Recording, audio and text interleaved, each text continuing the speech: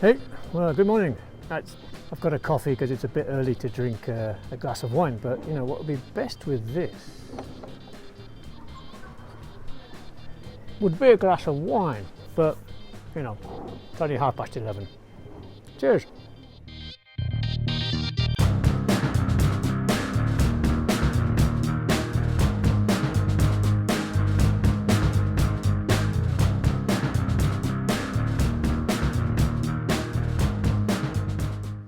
And here is this week's question. Why do Americans think Europeans are terrible tippers?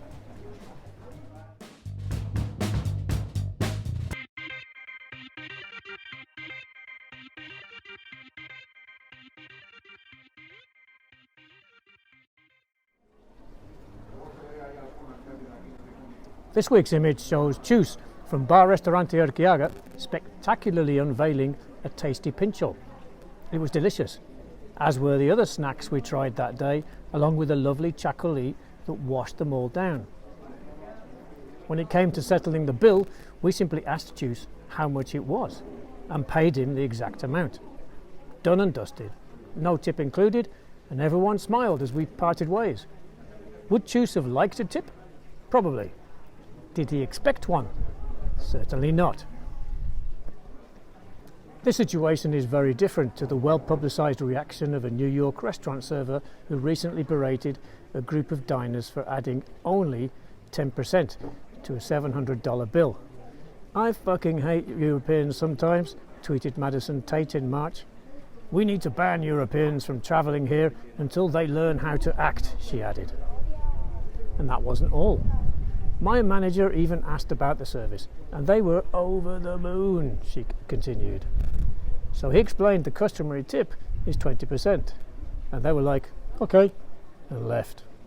It emerged that the diners, who added $70 to a $695 bill, were Spanish, prompting a discussion about whether America's culture of low wages for waiting staff is at fault, or if Spain is basically a country of stingy tippers.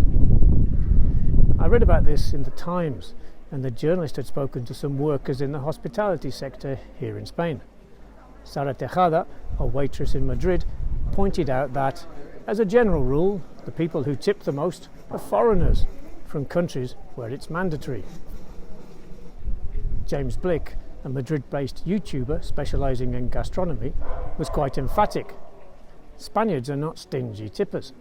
Even if they leave nothing, that's not stingy, because wages in Spain are not built on the presumption of tipping, like they are in the US.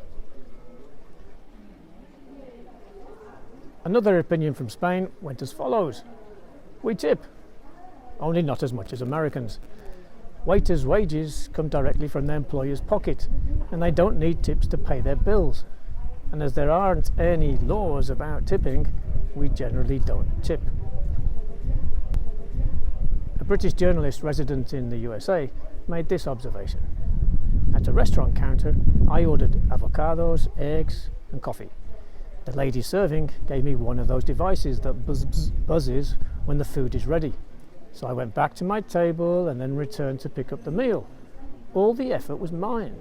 But when she put my card in the machine, the screen suggested a tip of 18, 20 or 25%. She waited, expectant. I did not want conflict, so I pressed 18%, which in hindsight was 100% too much. Americans say they are not paid much to explain their tipping culture, but let's deconstruct that. Is anybody making an effort to tip people on worse salaries, doing arguably worse jobs, such as loo cleaners? No, they are not, because they never see these people, so can ignore them.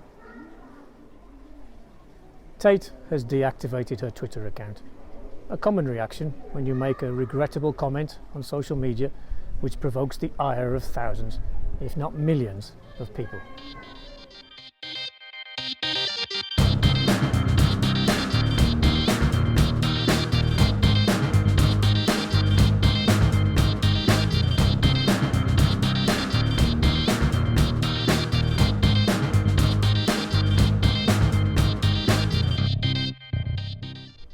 Let's chat about the picture and those ideas. Number one, Describe the picture in as much detail as possible. Number 2. Do you leave tips in bars and restaurants? If so, how much? If you don't, are you stingy? Number 3. When you visit the USA, should you simply pay tips and not complain? When in Rome? Number 4. Have you ever worked in the hospitality sector? What are the working conditions like? Number 5. What are your favourite bars and restaurants? Explain why you like them.